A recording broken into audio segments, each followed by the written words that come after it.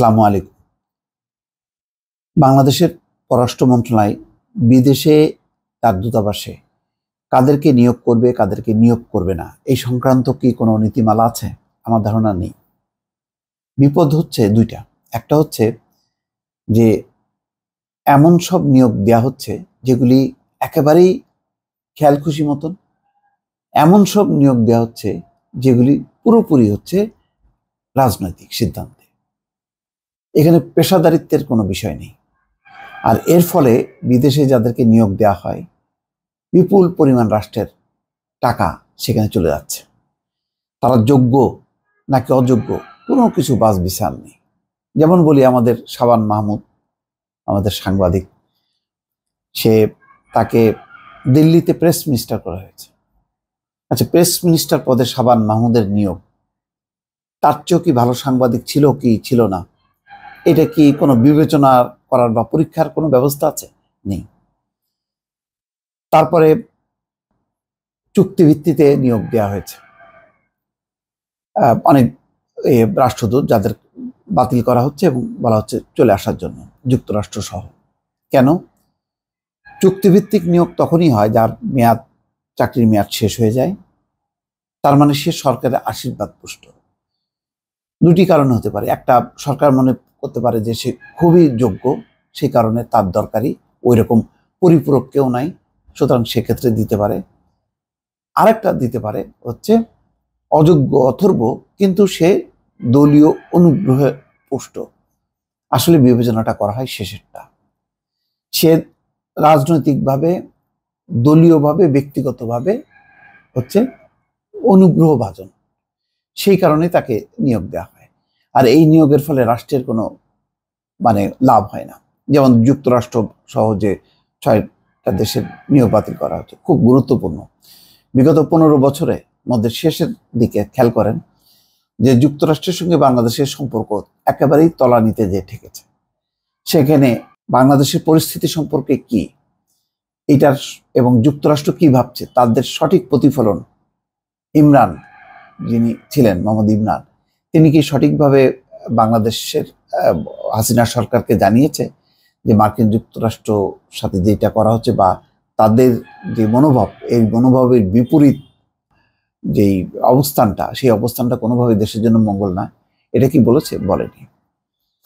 মিথিলা ফারজানা একটা নিঃসন্দেহে খুবই মেধাবী একজন সাংবাদিক।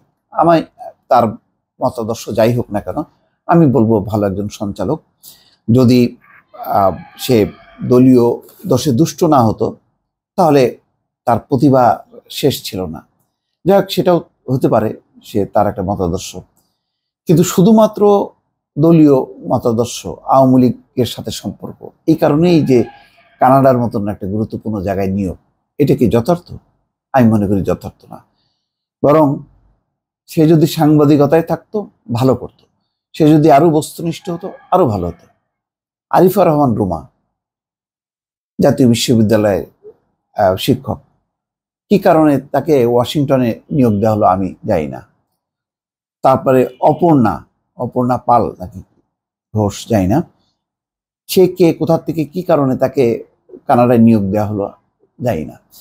এই যে রাষ্ট্রের টাকা দিয়ে বিদেশে নিয়োগ এবং যার কোনো নীতিমালা নেই, আমি আজকে তাদের কোনো বিরুদ্ধাচরণ করতে চাই না। যে পরিস্থিতিটা, এই পরিস্থিতির বিপরীতে যদি পেশাদারিত্বের ভিত্তিতে, নীতিমালার ভিত্তিতে যদি পররাষ্ট্র মন্ত্রণালয়ের বাইরের যে দূতাবাসগুলোতে সেখানে নিয়োগ দেওয়া না হয়, তাহলে এক ধরনের স্বেচ্ছাচারিতা। বহু দূতাবাসের কর্মকর্তারা আছে যারা ওই দেশের সঙ্গে তাদের রাষ্ট্র, তাদের যেই পররাষ্ট্র নীতির সঙ্গে তাদের কোনো সম্পর্ক নেই, কোনো যাতায়াত নেই। মাঝে মধ্যে হয়তো তারা অ্যাপয়েন্টমেন্ট পান কি পান না, তারা নিজেদের নিয়েই মশগুল থাকেন আর ওই সুযোগ সুবিধাগুলো নিয়ে। আর যেটা হয়, ওই প্রবাসে থাকা যখন যে সরকার থাকে, যেমন আওয়ামী লীগের লোকদেরকে নিয়ে পররাষ্ট্র দূতাবাসগুলো হয়ে গেছিল যে আওয়ামী লীগের হচ্ছে একটা রাজনৈতিক অফিস, সারাদিন তাদেরকে নিয়ে গল্প গুজব এই সমস্তগুলি করা ছাড়া বাংলাদেশিদের স্বার্থ রক্ষা করার জন্য কয়জন এগিয়ে গেছে?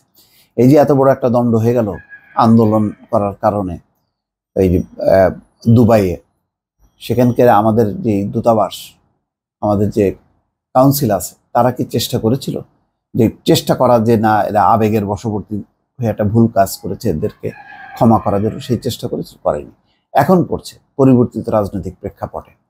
তো এইসব কারণে পররাষ্ট্রমন্ত্রী মাসুদ বিন মোমেন যিনি আছেন, তিনি নিজেই তো নানা দোষে দুষ্ট। তিনিও চুক্তিভিত্তিক নিয়োগ ওই যে রাজনৈতিকভাবে আস্থাভাজন শেখ হাসিনার।